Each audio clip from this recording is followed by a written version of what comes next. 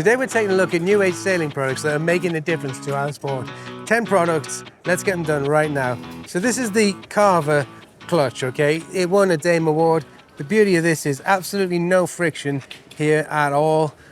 But the main benefit of this is one screw, easy to take apart, easy to service.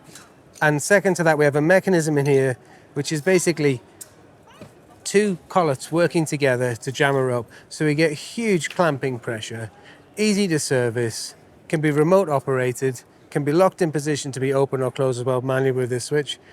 When you come to service it, that stays there and this piece is removed. It all goes back together just like that. One Allen key goes in, unscrew, sorry, and that's it. Job's done. Game changer, no surprise that they won an award. Let's see what's number 2. So we've all got mobile phones. We all need to charge mobile phones.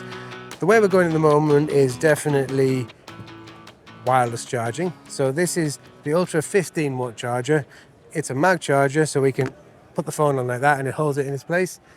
But it's super powered as well. So basically we can have it in that orientation. This was requested from the boat builders, the big shipyards. Scanstrut answered their needs and created this. And they made it IPX6 waterproof, and it's 12 and 24 volt compatible in that footprint as is there, as one unit. It's also got a 50mm hub, that's all you need to make it fit. So you can now put that onto your bulkheads and the likes, use this to display your information from your NMEA, whatever the systems you're using, because a lot of us are using these phones now as navigation devices. Answers a lot of questions, I think, that. Pretty cool. Moving on to number 3. So next up we've got Sea.Ai, and these guys are basically the eye in the sky, okay? So we've all been on those watches where we're supposed to be keeping an eye out and you've got this huge Genoa or spinnaker or something, you can't see past it. So these go on the top of the mast. 750 grams for the racing version and just under a kilo for the cruising one. Basically we've got a thermal camera and a color camera, and they're looking out for us 24/7 all the time. We can see this information on a chart plotter, and it's able to see as well in the dark as what it can see in the light. So basically this is able to tell us if we're going to hit something, if there's anything near us that we need to keep an eye out for, or maybe something that should alert us and say, you need to look at that, mate. It's that simple. The AI that is inside these machines as well allows it to tell us what that item is. So we're looking at cruise ships, sailing boats, motor vessels, wildlife, or a man overboard. Really useful for finding a man overboard here. So it's a pretty cool idea. And anything it doesn't know what it is, it basically says unidentified object. I think it's a really neat system and a really cool thing for us as sailors to be able to take our eyes off the watch, because let's face it, I know I've had a watch where something sprung up and I hadn't seen it. This is obviously going to put an end to that. Super exciting. Moving on to number 4. For number 4, let's take a walk through here. Let's go for chart plotters. B&G have been introducing a new chart plotter. This runs on their new Neon platform, which is an Android base. Of course, this is wider and totally different. It's like getting inside a modern kind of electric car, which is quite cool. We're getting used to that. But we can also see a lot more data. Now, the beauty of the new system is it's a lot smoother and a lot quicker. So if I want to navigate this system, we can quite easily decide, for example, how to get somewhere. The intelligence is brilliant. I just press on here, tell it that I want to auto route to get there, and just like that, it's done, auto routed. And that's involving all of the data from the vessel. So the beam, the depth, and it's able to navigate us using the Chartplotter software to find out the way. We also have a pretty cool thing where this is able to sense forward and tell us anything which is going to come in front of the vessel and warn us. So basically AIS targets, sort of shallow depth contours or rocks or something like that, we can pick up and have alarms sent to us through this system as well. So a lot of people do turn AIS off or we get a bit complacent. Really, really cool. So that's obviously a benefit for this. We're also able to bring in, with a wider screen, radars here, the sail system, the sail-seer system from B&G is right here as well. And we can quite easily jump between these in and out like this to see what we want to see. So I think Really easy to see more or see less. Super good, super easy to use, and it's all based on user interface and a happy end experience, which is good because that's what we sail for, right? 5, let's go for number 5.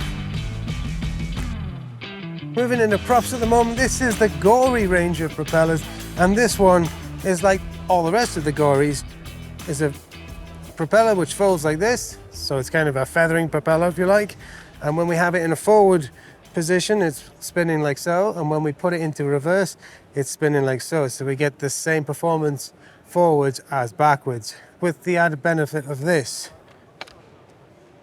When we lock the blades, this means that we're able to regenerate, so looking at electric boats and moving into that futuristic style of sailing in many respects, this one should allow us the best possibilities with regeneration. Let's move on to number 6.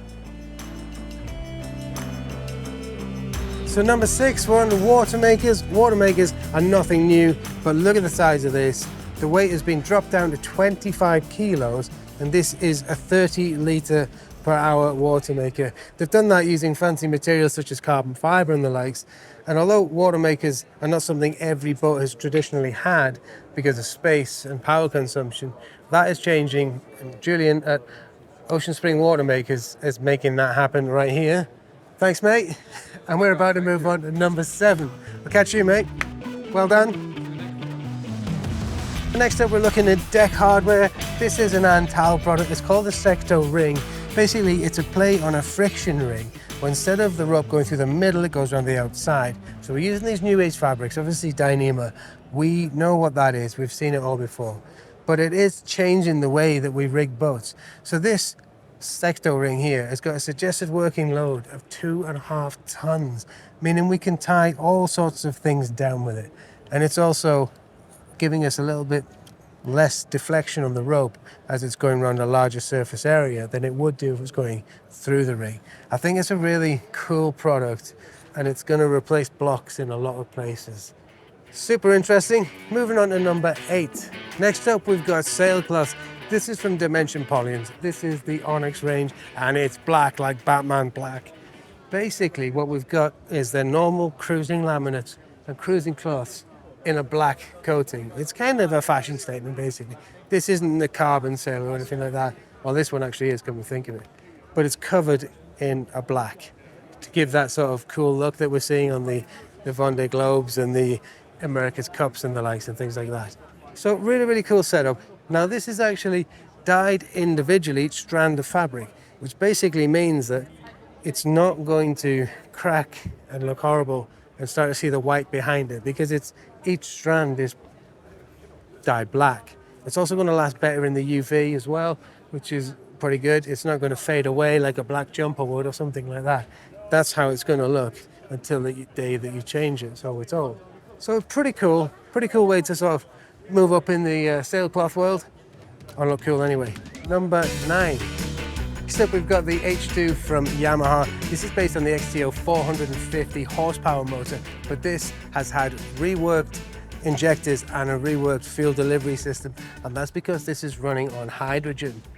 Quite cool to see hydrogen making it into the mainstream, potentially. They've been working on this for a long time, and they've got a commitment to sustainability, and they want to get all of their products to be carbon neutral by 2050. That's quite a statement. I hope Yamaha managed to make that happen. I'm super excited to see where this goes and if it's going to move into the sailing world as well, which would be really cool. But I'm actually really sort of confused as to how we're going to manage to carry 700 bar of hydrogen in these tanks. Moving on to number 10. And number 10, this is the Pure 42, a boat designed from efficiency from the ground up. And it's also great for the environment because it's made out of materials like aluminium. It's a full aluminium hull. It's got a lift keel. Pretty cool. 3 meters of draft, allowing them to reduce the amount of weight needed in the bulb. The whole boat, which is able to be a light wind sailor for the Med and a battleship to take to the Arctic, it's only coming in at 9.8 tons for a 42-foot boat. And that's real using weight, not just a kind of guess weight. 360-degree view out of the center cockpit. Everything we could imagine that we might want as a cruiser, but packed into a boat which can be used, abused. We know it's going to continue to last. That's their ethos. I think it's amazing to see sustainable materials making it to both Dusseldorf and stealing the show. So, I hope you enjoyed that roundup.